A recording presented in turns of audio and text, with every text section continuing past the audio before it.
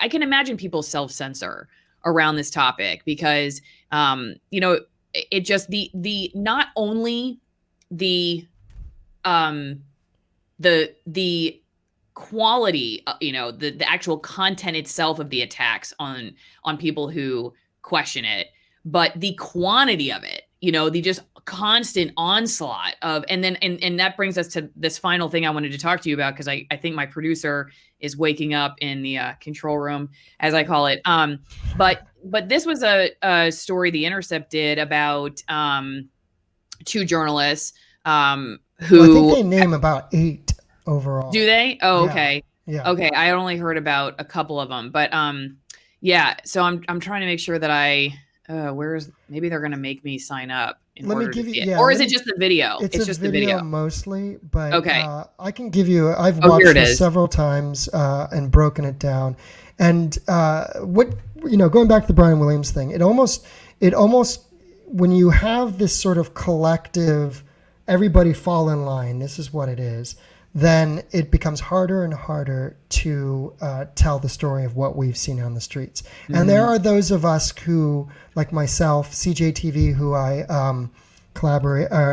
traveled down to the border with, Ford Fisher, who aren't mentioned in this story, that are certainly, I don't think we've defined ourselves as culturally right-wing in any way, but the videos that you see in this story almost speak for themselves. Like, what's happening here is what we saw for the last year. Now, the point that the video tries to make is that this is only a small percentage of the protests.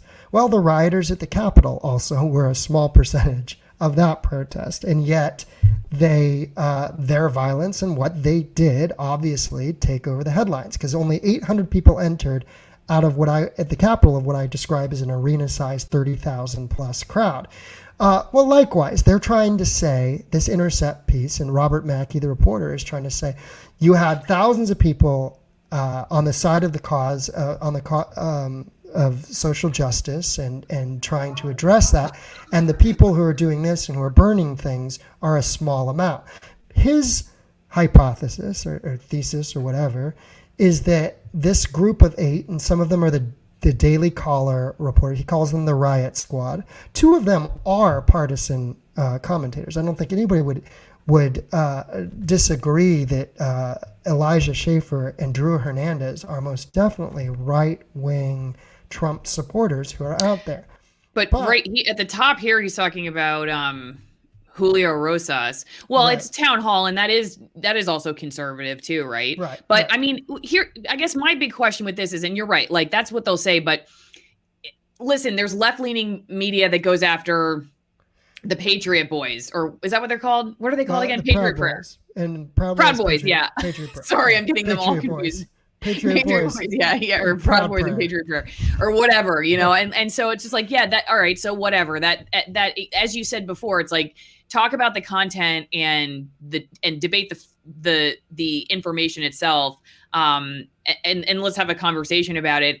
You know, I guess I can see that, but like, you know, the criticism I've seen of this too is that like these are small outlets. This is not, you know, MSNBC or Fox News Channel. These are a couple of guys who are out, you know, and putting themselves in danger. A lot of, you know, like I've said before, a lot of people I don't think necessarily who again, the people who get triggered when you talk about this stuff, like it's dangerous to be a journalist covering this stuff, and you know that firsthand. And so, you know, I guess it's kind of, it's surprising, I guess, to me, that we would just continue going around this toilet bowl of, okay, but this person is blank. You're like, okay, but what about the video? You know what I mean?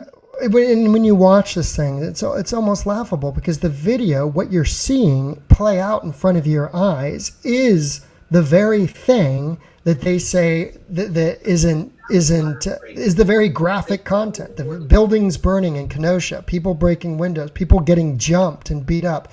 Now, the point that it tries to make, and I believe it fails, because for several reasons, but you know, especially because those of us who are out there there's many more of us who can corroborate this. Now, when I brought this up to Robert Mackey, he blocked me instantly, and it was just the author of this. He blocked me. And do you instantly. Like real fast with Robert Mackey specifically and the Intercept? Do you feel like by virtue of putting him like Julio Rosas out there like that he has increased the level of danger that he's going to face now covering these groups? Absolutely, because it's already dangerous for us to be out there. They know who we are. Those of us who don't do exactly what they want us to do with the video, don't give them the glowing coverage. The way that the Antifa-aligned groups work, and certainly it's gotten even more strident in Portland, where they kicked out their own Laura Jadid, which is an activist aligned journalist. She left Portland because of threats to herself. So they definitely eat their own. But if you're not printing right down the line of what they want you to, they don't want you there. And you are threatened physically. I have been, all of us have been. And it doesn't matter if you're from the right or the left at all. If there's any sort of criticism that you're giving to what they are doing and what is happening, or even if your camera's just showing what they don't want you to show, it's heavily enforced. Now, so we all can corroborate that that's how it is. Does this put a target on, for example, the story starts out with Julio Rosas and Jorge Ventura, who's a member of the Daily Caller team. Now, that Daily Caller team are young video journalists, and they're always associated because Tucker Carlson was one of the founders of the Daily Caller. However, the head of that team, Richie McGinnis, who I've come to know just from seeing abroad, is not a Trump supporter. Richie McGinnis spoke in good faith with Robert Mackey for this piece, and he was portrayed in a completely different way, with Mackey even theorizing that McGinnis was withholding video in Kenosha to protect Kyle Rittenhouse. And it's all, he had a chance to talk with this person one-on-one, and Mackey as I don't even know if you can call it journalism, because it's more like activism. He thinks he takes a premise and he runs with it, and he ends up calling, and the whole Intercept ends up calling these journalists, quote unquote, smear journalists. And they're not. They're showing the thing that has happened. The Daily Caller team, from what I have seen, has shown the bad behavior on the right just as much as the left. Now, there's been far more to capture from the left over the last year. As someone who's been out there and who is of the left, I've seen that. So, to paint all of these young photographers as smear journalists, it's unethical. It's a form of journalistic malpractice. There's no other way to describe it, because look, what they're saying.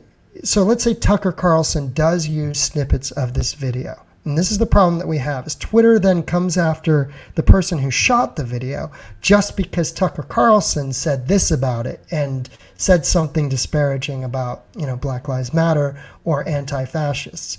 Well, then who's the smear journalist? Isn't it Tucker Carlson in that case? Isn't it Sean Hannity or Laura Ingraham or whoever's taken this stuff out of context and used it for their opinion talk block? It's not the person who captured that. Elijah Schaffer also, who's unabashedly right-wing. He tells you who he is. He's a Trump supporter. It's his video at the Capitol, the first video that's shot at 12:50 p.m. and posted of the first breaches of the Capitol are posted by him. So he was someone who I encountered in the field, and I've followed his work closely.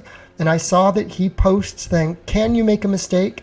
Can you cherry pick an instant where he posted the whole clip, but then took a small part of the clip, and the small part of the clip was the one that went viral?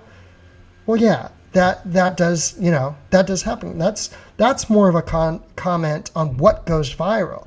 That 1 12-second bit of violence that got 4 million views on Twitter, is that, and then you have the extended clip that's 1.5 minutes that only got a fraction of the amount of views.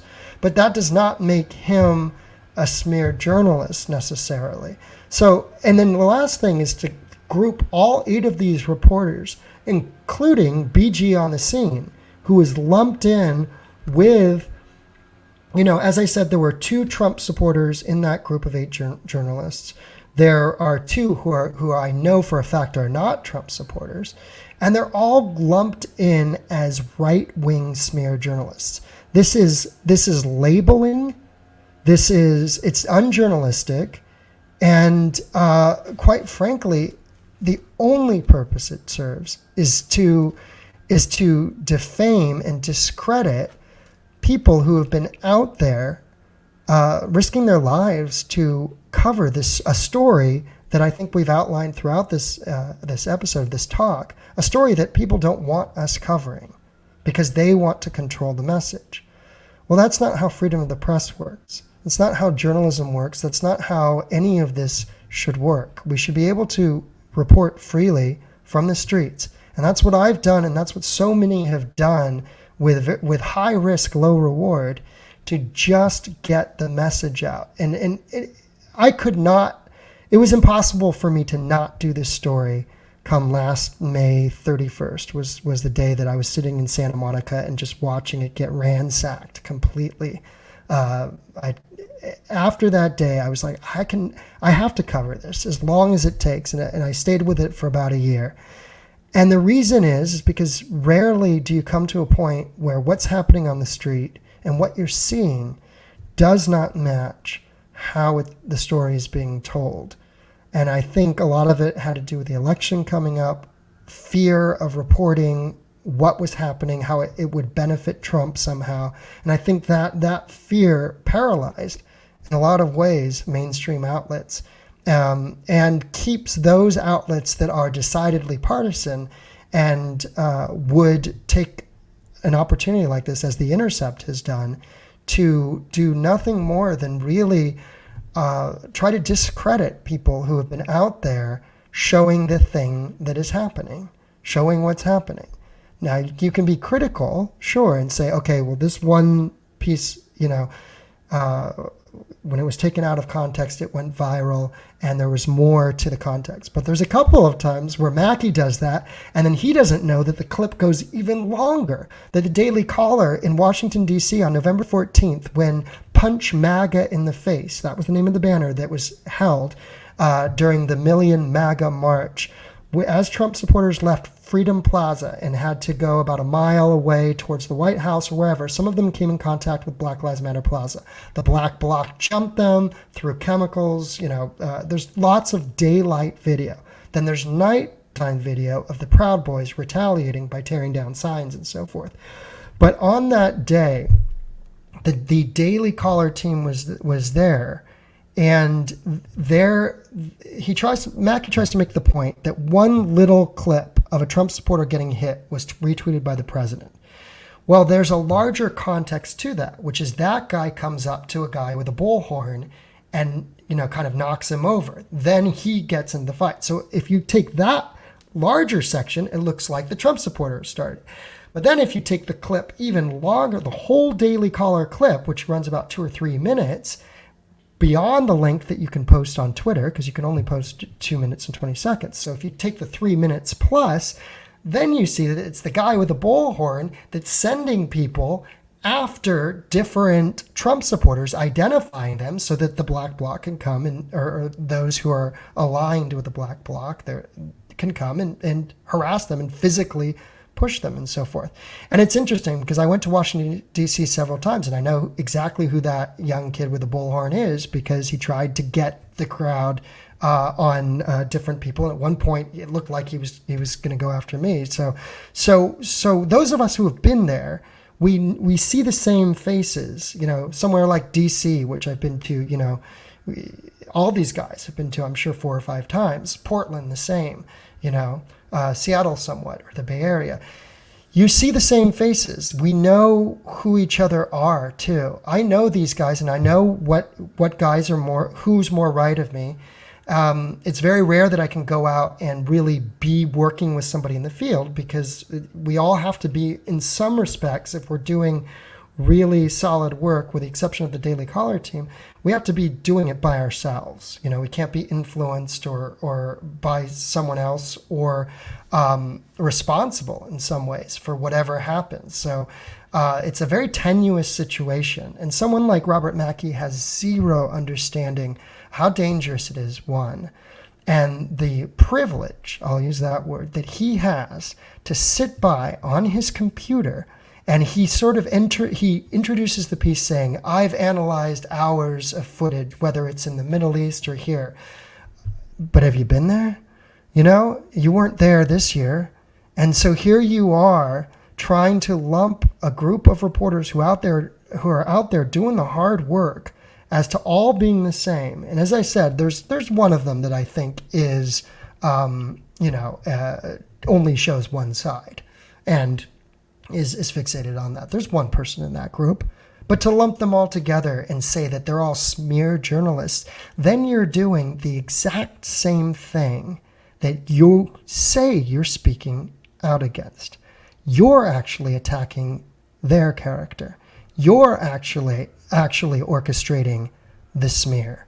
You are the one who is behind the ad hominem attack on everybody, defaming them on their reputation, and essentially putting a huge target on their back if they are to continue doing this work, which, trust me, in the last couple of months, I've had my run-ins with the local activist scene down in LA, and they've tried to come after me. And it's unsettling, especially when it happens in person and someone walks up to you and says, you don't belong here, and you're surrounded by people, some of them who are head to toe in black. Robert Mackey doesn't know what that's like because he hasn't been there. And that's it for the YouTube version of this topic with Jeremy Lee Quinn. If you're interested in hearing more about what he had to say, check out the links in the description of this video for other platforms where I'm uploading exclusive content, and I will see you next time.